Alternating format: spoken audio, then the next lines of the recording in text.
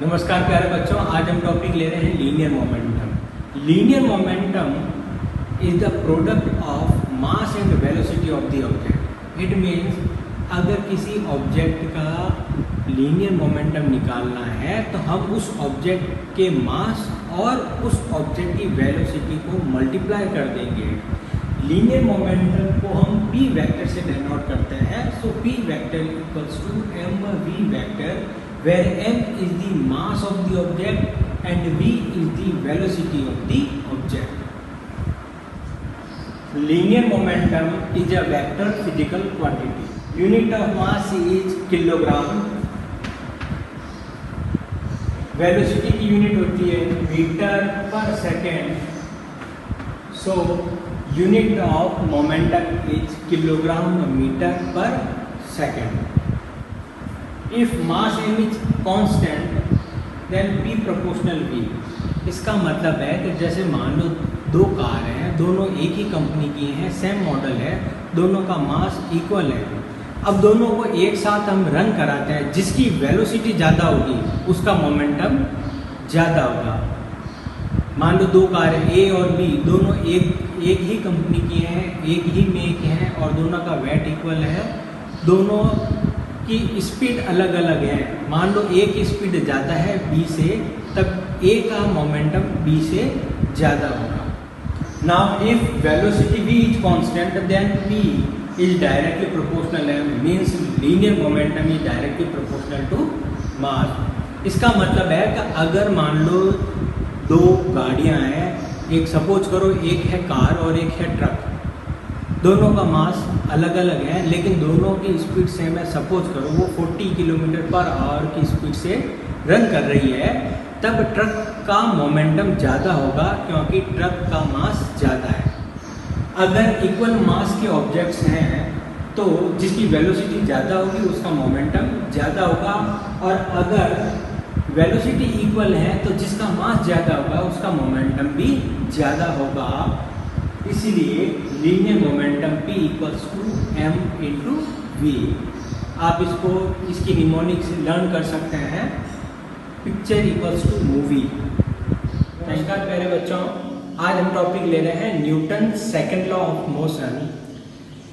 Newton का जो second law of motion है यह ट्रू लॉ ऑफ मोशन है। इसी से फर्स्ट लॉ ऑफ मोशन और third law of motion derive हुआ था। तो आज हम डिस्कस करते हैं Newton second law of motion. Newton कहते हैं the unbalanced force acting on any object is directly proportional to the change in linear momentum. The force is directly proportional to change in linear momentum per unit time, और we can say rate of change in linear momentum. So F proportional delta P by delta T। और हमें पता है जब हम proportionality sign हटाते हैं तो हमारे पास इक्वल का साइन आ जाता है और एक कांस्टेंट आ जाता है। और F equals to K P final minus P initial by T final minus T initial, क्योंकि डेल्टा का मतलब होता है change. Change means any physical value final minus any physical value initial. Since momentum equals to mass into velocity, so p final equals to m into v, where v is the final velocity and p initial equals to m into small u, where u is the initial velocity. Final time हम small t ले रहे हैं और initial time हम 0 ले रहे हैं। Therefore, F equals to K mv final momentum minus mu initial momentum divided by t final is small t minus t initial is 0.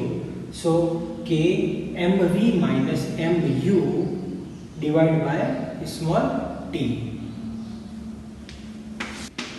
Now if we take small m common from the equation, then we get F equals to K m v minus u upon t Since we know that from Newton's first equation of motion, V equals to U plus AT. So A becomes V minus U by T. और U को shift करेंगे तो हमारे पास आएगा V minus U equals to AT, और इस T का कोफिशिएंट है A, तो हम A निकाल सकते हैं, A equals to V minus U by T। इसे कह देते हैं इक्वेशन थर्ड, और इस इक्वेशन थर्ड की वैल्यू इक्वेशन सेकंड में रिप्लेस कर देते हैं, तब हमारे पास क्या आता है,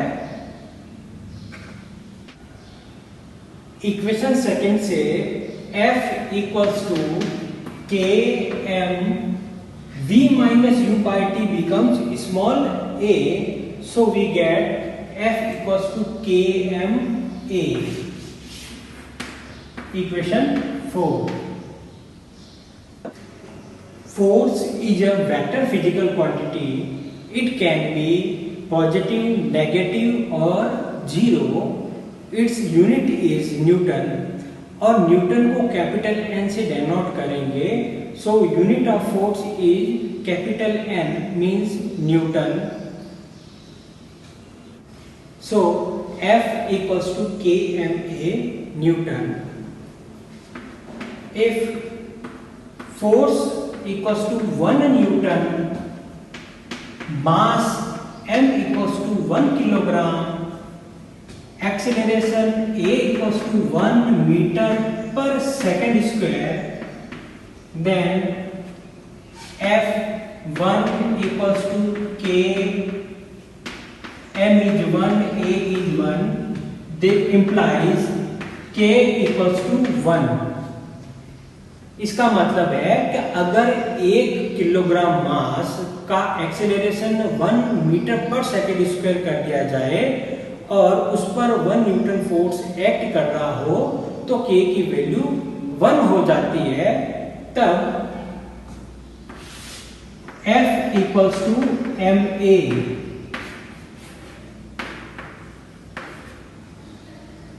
तब F equals to MA, it is the second law of motion given by the Newton.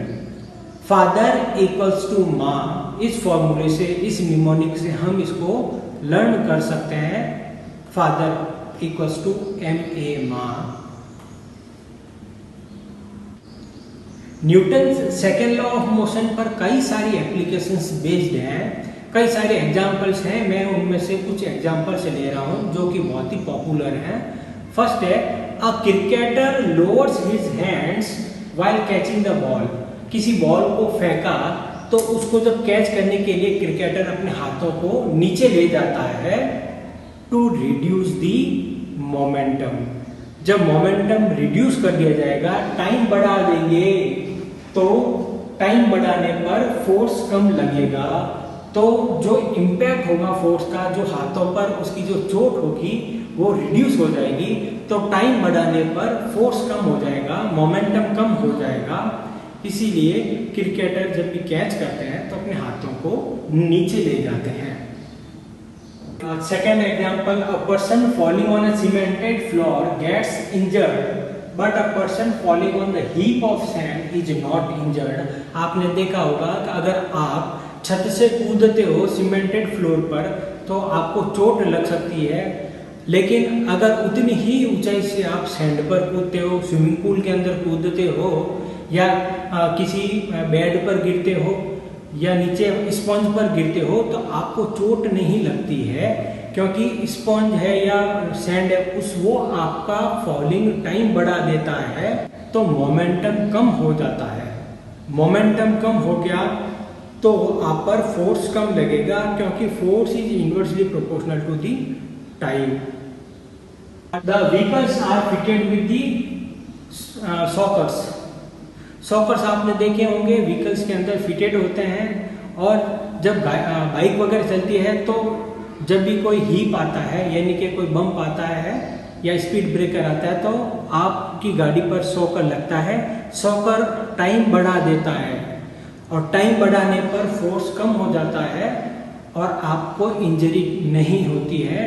Amazon, Flipkart वगैरह जब हम ऑनलाइन शॉपिंग करते हैं तो उनसे जब हम सामान मंगाते हैं like china wares, glass wares या कोई ऐसे कॉस्टली आइटम जो टूट सकते हैं, तो उनकी पैकिंग है वो बबल्स वाले प्लास्टिक्स के अंदर की हुई होती है, पॉलीबैग्स के अंदर की हुई होती है, या कागज के स्ट्रॉन्स किए हुए होते हैं, या घास के अंदर उनकी पैकिंग की हुई होती है।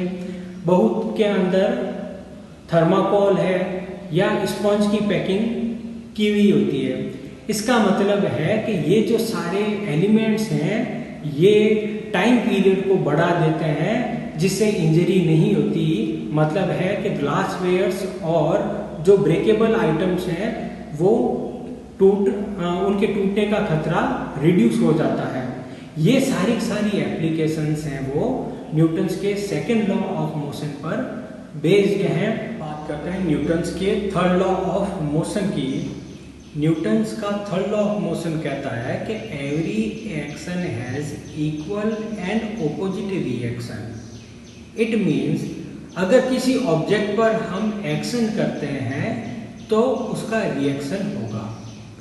अगर हम बॉल को दीवार पर फेंकेंगे तो बॉल दीवार से टकराएगी और वापस आएगी।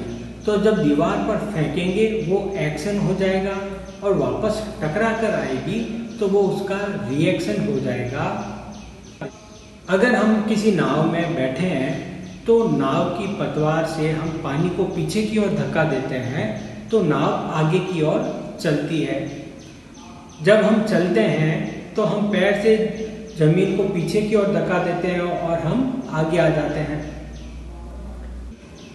सिमिलरली रॉकेट में से जब गैस इजेक्ट होती है, गैस से बाहर निकलती है तो रॉकेट ऊपर की ओर चला जाता है। आप बलून में हवा भरें और बलून को पकड़ लें और जैसे आप बलून को छोड़ेंगे तो हवा पीछे की ओर आएगी और बलून ऊपर की ओर आगे बढ़ जाएगा, क्योंकि every action has equal and opposite reaction. ये कंपल्सरी है, ये नेचर ऑफ फोर्स पर डिपेंड नहीं करता। यानी अगर आप चाहें मैग्नेट हो तो भी वही फोर्स लगेगा, अगर ये इलेक्ट्रोस्टैटिक फोर्स है तो भी यही रिएक्शन होना है, अगर मैकेनिकल फोर्स है तो भी यही होना है। यानी ये नेचर ऑफ फोर्स पर डिपेंड नहीं करता। To every action there is an equal and opposite reaction. It means force acting on particle 1 F12 is equals to force acting on particle 2, that is force F21. Particle 1 पर 2 की वजह से force और particle 2 पर 1 की वजह से force equal और ऑपोजिट होगा। So F12 vector equals to minus of F21 vector। इसका मतलब है कि ये दोनों जो फोर्स हैं दोनों एक दूसरे के इक्वल इन मैग्नीट्यूड होंगे, लेकिन इनकी डायरेक्शन ऑपोजिट होगी। माइनस साइन ऑपोजिट डायरेक्शन को डेनोट करता है। कभी भी एक्शन और रिएक्शन एक दूसरे को कैंसिल नहीं करते हैं। इसके पीछे का कॉज ये है क्योंकि दोनों एक्शन और रिएक्शन दोनों ऑपोजिट बॉडीज पर लगता है। जैसे घोड़ा गाड़ी को खींचता है तो घोड़ा एक्शन कर रहा है और गाड़ी उसकी रिएक्शन कर रही है, तो जो हॉर्स है उसका एक्शन अलग होगा और जो कार्ट है उसका एक्शन अलग होगा। Both the objects are different, horse is different as well as cart is different, and action and reaction is acting on opposite body, means different bodies, that's why they will not cancel each other. If the action and reaction acting on the same body, then they will cancel each other. अगर किसी object पर reaction नहीं है तो उस पर action भी नहीं होगा। Action and reaction both produces simultaneously. Thank you.